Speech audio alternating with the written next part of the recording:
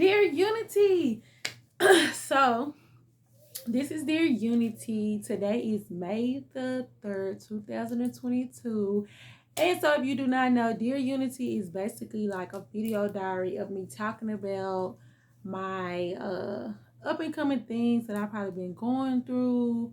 It's like a diary. So instead of me writing stuff down, I just really just cut the camera on, go for what I know.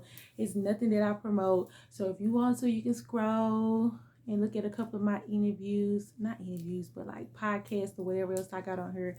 But yeah, so today is May the 3rd. I haven't did Dear Unity since I don't know why I don't ever check. That's the crazy thing about it. Like, I don't know why I don't ever check. Hold on, because I gotta sneeze. I don't know why I don't ever check. My bad. Yeah, I got two phones, like two chain. Nah, this is so corny. Yeah, it was a month ago.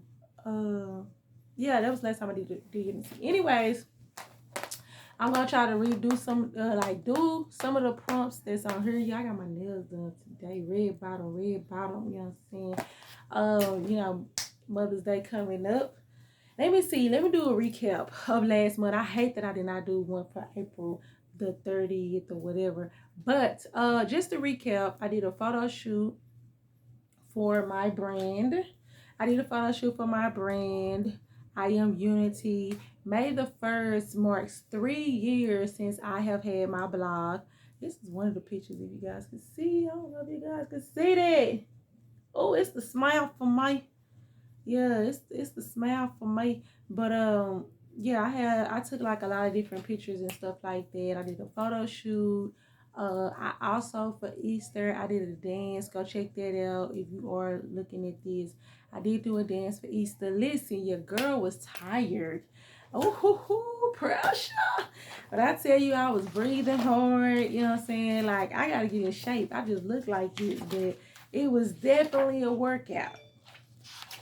So let me get into this because, like I said, for and say, it's a lot of more other stuff that I probably want to talk about, but I truly need to like bulletproof. I'm talking about bulletproof. I need to pinpoint and like write down exactly what I want to talk about, just so I will not just be going all off the rim. So I might do a video another day to kind of like go over some things a little bit more in details.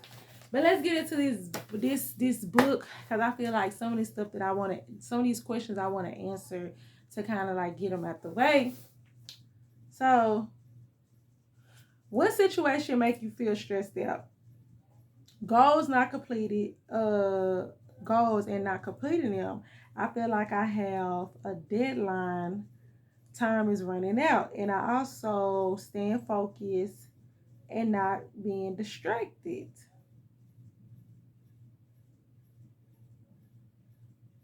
I'm sorry because I'm reading some of my reading my stuff because it'd be different. So basically, what situation make me feel stressed out? It's not completing goals that I set for myself, and also becoming overwhelmed because I wrote down on here how I took a week vacation off from work where I was just saying like, dang, okay, I got this week off. I can go hard on all my social media and all the brains and stuff like that I had. And all I wanted to do was rest. All I wanted to do was go to sleep. And nothing is wrong with that. But definitely when you're trying to pursue goals and stuff like that, you have to have that hunger, that desire to want to better yourself, because that should make you want to stay up all night. That passion, that's driven, that drive should make you want to, do whatever it takes to get that accomplished. And with me, I feel like I'm easily distracted. I haven't even did my podcast in probably like 2 or 3 weeks. And if I ain't trying to be funny, in the media world, really a couple of days not keeping up to date on a podcast, especially when you're trying to do hot topics and stuff like that, that is not a good thing. Because news and gossip, it goes like this.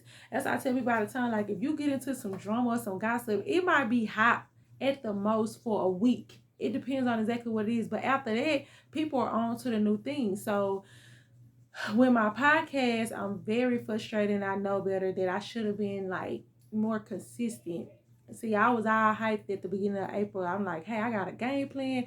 I'm gonna do this on this day, we'll do this. And then when it came down to it, I became overwhelmed. It's May, and I ain't trying to be funny. Between my daughter's birthdays and, trying to get that situated and out the way, to me, I feel like that's a whole nother month of distraction. So yeah, that is something I'm pretty sure some of y'all can write. Do your goals and dream energize or exhaust you? And then I said both. I have the mindset and I be all hype. Next thing you know, I am overwhelmed and don't want to do anything.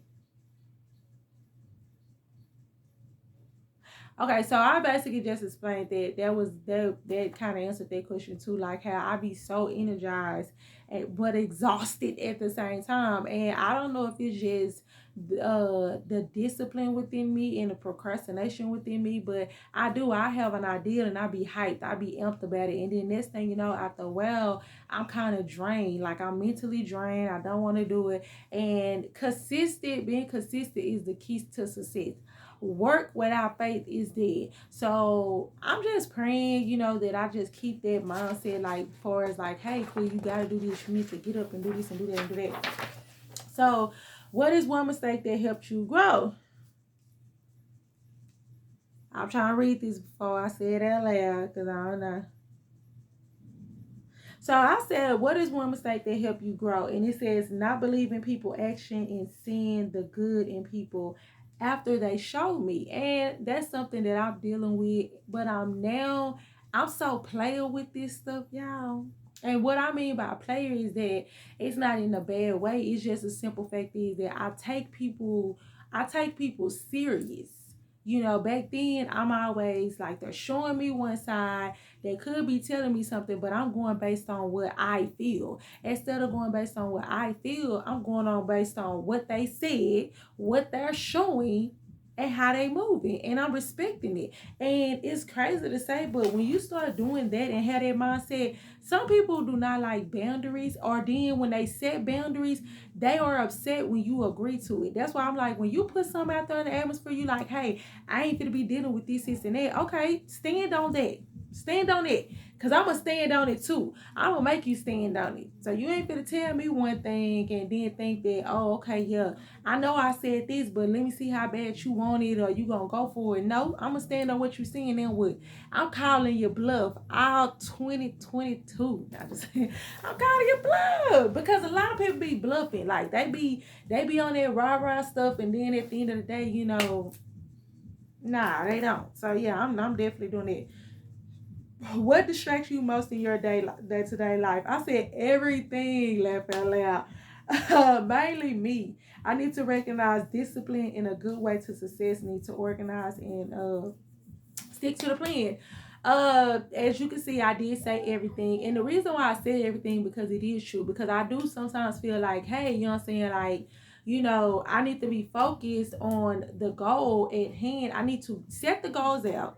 There's one chick I remember she saying that. I think the girl who even wrote this book, she even made that a good point. She was just like, put your affirmation or put your goals like on a mirror or on a billboard, or like not a billboard but like a note thing where you can see it every day, and you need to be trying to think like, how can I get to one of these goals, how can I scratch this list off more and more and more. So yeah, so that's something that I feel like that distracts me. Every little thing distracts me, and that's not a good thing, because I mean I could be. First of all, I'm already an overthinker, so sometimes the person that I'm with, my children, job, work, like a lot of different stuff, like other people's situation, it distracts me, and then I become exhausted. Then it's like I want to mentally and physically just shut down and don't say nothing. So yeah, I need to work on it. What does being loved correctly look like for you? Ooh, okay, let me see what I wrote.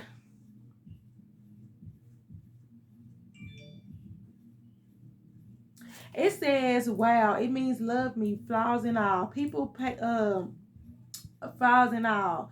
Be patient with me. Know that I have my days, but understand I will never mean you harm. I'm not perfect, but I'm worth the picture. I want someone to express their feeling and make me feel comfortable about sharing mine. I never want to be foolish in love, but be head over heels. I said head over heels. And the reason why I said up here and said that, let me, because I'm getting the notification. And the reason why I said up here and said that is because that uh that's loving me correctly, like understanding that I'm not perfect, but I do have my flaws. Be patient with me. I'm not saying that I'm a difficult person, like, oh my god, you're so difficult, it's so much stress, because some people come into your life and they're so toxic and they got so much stuff built up that they should have been working on before they even meet somebody. I ain't like that, but I do feel like that I need you to understand that it might take a little time for me to open up. It might take a little time for me to be guarded down. I'm not gonna completely shut you off or cut you off, or intentionally, consistently try to cause you stress and stuff like that. I think anybody that I'm with, I want us to be laughing, having a good time, kiki kaka. I just want it to be all love and laughs. But at the end of the day, understand, like I said, I have my days where, I might have other stuff going on. So I want you to be my peace. And being my peace can be simply listening. Simply, it's the smallest things that could be, that can put a smile on people that you'll be surprised. So yeah, I think that's me being loved correctly. In my point of view, is being patient, you know what I'm saying, being understanding, being the communication. Like, I don't want nobody to get so upset and then they shut down, or they feel like they cannot come to me and talk to me about stuff. That is so frustrating to me, because I do feel like I'm an open-minded person. So it's kind of like, if I was to be with somebody, or if somebody to say they love me but they don't feel as comfortable with being themselves, or just even like expressing how they feel, that bothers me. Because it's like, you ain't who I love, you know what I'm saying? You can't love me. Okay, how do you deal with rejection? I really shut down and shut you out and move on.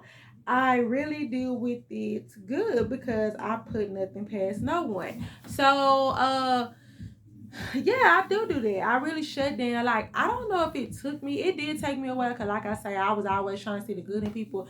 But nowadays, I don't be playing. Like, I be like, okay. Like, if you was to, like, it can't be not one dude to be like, yeah, she was sweating me, she was acting crazy. And the thing about it is that I noticed that the more and more you don't react to certain people behaviors and shenanigans, then therefore the more and more they gravitate to you. When you set boundaries and your standards, and then you stand on what you saying, then at the end of the day, you know what I'm saying, like, if you know you didn't do nothing wrong to nobody, you didn't, you know what I'm saying, you didn't intentionally go out your way to hurt or harm this person, you really can walk away from the situation with a clear mind.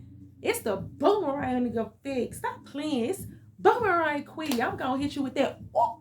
At the end of the day, I don't care where you go, how far you go. You want to leave? If you don't want me, then don't talk to me. Go ahead and free yourself. That's a word. Stop playing. So yeah, that's just straight up. So, what movie do you wish your life was most like? Richie Rich. It's funny, I didn't even say that. Oh, I did say Richie Rich. But yeah, Richie Rich, because I just feel like that, hey, yeah, that's good. I would sum it up. I don't know too many movies. I'm over here like, dang, cause I like a lot of movies with drama. So I ain't, in a lot of movies I be watching and TV shows, it be a lot of sex, drugs, and everything else. I ain't trying to say that's good, but I'm just saying though, if I had to base my life on or live in a movie, it'd be Richie Rich, cause I be getting to the money. 3 things that I like about my appearance: my smile, because my smile, and I'm just gonna break it up. I wrote some stuff about my smile, but it's the smile for the people. I love my smile. Like, I feel like that's one of the things that gravitate people to me a lot, and that goes for elderly, young, old, whatever. You know what I'm saying? Like, it gravitates men, women, kids. My smile, it gravitates people to me. Like, I think that's a big compliment when a dude sit up here and say that they're simply turned on because I smiled at them, I looked at them. Versus like some be like, oh nah, it was the boobs, it was the butt, it was this, it was that. No, like, to me it's a bigger turn on when a man can sit up here and say it was your smile. Your smell is so beautiful. I be in a bad mood. Like, I love to tell people, I love when dudes or people have contagious smell. Like, they smell, you're like, and you just smell back at them because they're aurora. So my smell is definitely number one for me.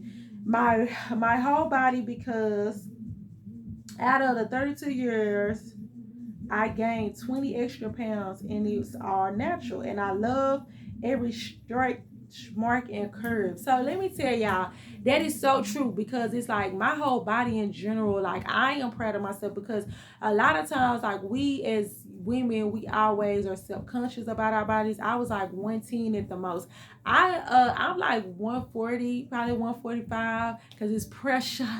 But I just feel like that as women, that's something that we're always debating on. Like, dang, you know what I'm saying? Like, um, that's something that we're always debating on or dealing with, is our appearance, and so I'm not gonna lie, I don't have no shade towards people that want to get plastic surgery, but like I said and say, it's our natural, and I love every point. People used to always try to give me remedy, oh, have kids, or do this position, or do this or do that, but at the end of the day, all I had to do was let go. You see what I'm saying? Like, when I say let go, it means let go of toxic situation. Be happy. You know what I'm saying? Eat. Enjoy your life. When I start truly enjoying my life, then the weight, the glow start coming in like a flood.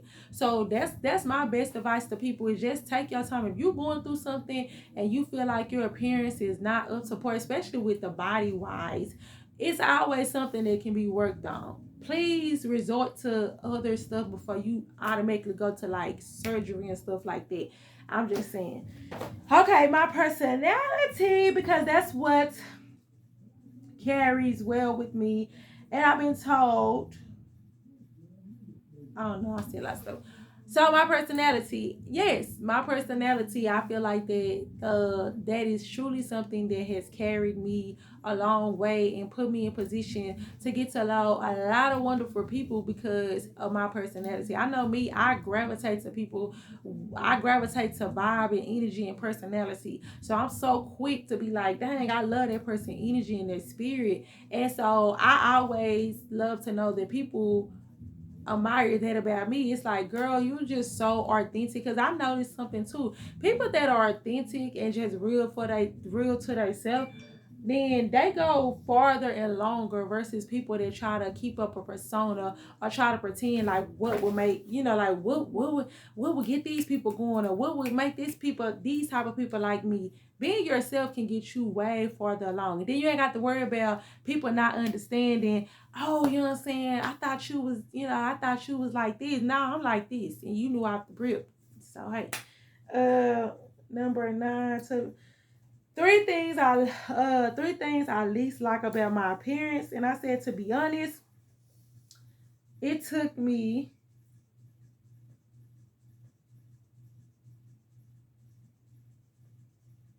I said, to be honest, it took me 32 years to love myself and everything about me. So I love all of me. Only thing that I used to didn't like was my boobs. But since I hit 32, you can't tell me nothing about my look. I gained 20 extra pounds, and let's just say it went to the right places. Yeah, it's pressure. And I just summed that up in that other book. Like, yeah, like I don't have no least appearance. I have a long time ago had to realize that I had to love myself. It's called self-esteem. So therefore I'm loving I love being me. You know what I'm saying? Like, I love my appearance. Like, I wouldn't change nothing. I didn't see people that literally, certain things that they hate about themselves and their appearance, other people are wishing that they can have it. You know what I'm saying? People can talk about big lips and stuff like that, but they out here paying $200, $300, $400 for lip fillers. People can say, you know what I'm saying, this about your skin complexion, but at the end of the day, you know what I'm saying, you got people out there wishing or going to these tanning beds, paying high dollar money for all this smell like nice. So yeah, I love myself. You know what I'm saying? Like, period, poo. Okay, so this is 10 for, because I'm gonna break these up in 10 questions. So The one generation curse I wish I could break, and it says grudges, and that's working. That's something that I'm working on. Hate will all. Hold on, let me see. Okay, so I just was basically saying grudges and hate. And the reason why I sat up here and say that before I sum this session up is because that I think as people, we just tend to hold on to so many grudges and then hate or sweep stuff up under the rug. And I think that's a generation curse for a lot of families, is because that instead of us calling stuff out how we see it, you know what I'm saying, we rather hold a grudge, or we be like, oh, that's family, oh, that's my mama, that's my daddy, that's my cousin, that's my auntie, that's my uncle. Like, we family. No, family can be toxic. You know what I'm saying? Like, family cannot get down to the bottom. You ain't gonna let little Pookie play with you that close. So why do you feel like just because we blood, then I'm gonna let you play with me that close and don't check it? Cause see, I can check little Pookie, and then we gotta understand it, and then we can move on. But then, cause it's my family, I ain't gonna say nothing, cause we family and we gonna always be family. No, you know what I'm saying? Like, that ASAP.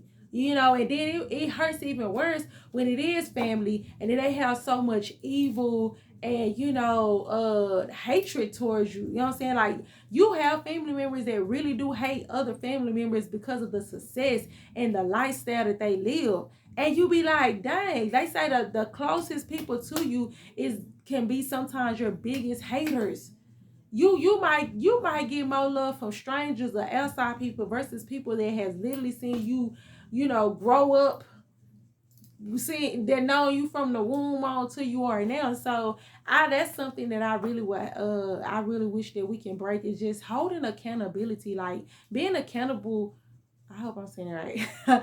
Being, you know, just knowing that, hey, I said it, this is what I meant. Let's talk this out. Instead of holding a grudge, and then next thing you know, years and months get by. But then at the funeral, or, you know, or all these locations where we all meeting up at, on a bad circumstances, now all of a sudden we wanna make it right. When you could have made it right, a simple owning up to what you said can go a long way versus you just letting it go. Cause that is true. So it's like holding hatred and grudges. Yeah, that's the generation curse that I wish I can just end, because I have a aunt that, you know, that literally that we grew up, that's my aunt. I loved her to death, and I hate the fact that, you know, we went through years without speaking because of an altercation, when all it would have took was us holding accountability. Baby, that love can literally, you know what I'm saying, like make you really hold so much hatred towards a person, or, you know, animosity towards a person. And all it took was just one conversation, one I'm sorry, I didn't mean to, or this is how I felt. And then all of a sudden the stuff could have been squashed. So yeah. So that's 1 through 10. I'm gonna do another video. I'm trying to break it down because I don't want these videos to be too long and scare people out. They be like, dang, it's like an hour video. What's she talking about? So yeah, I'm gonna break it down. So all right then. Like, share, comment. If you stayed this long, you and I T. Wait. All right, bye.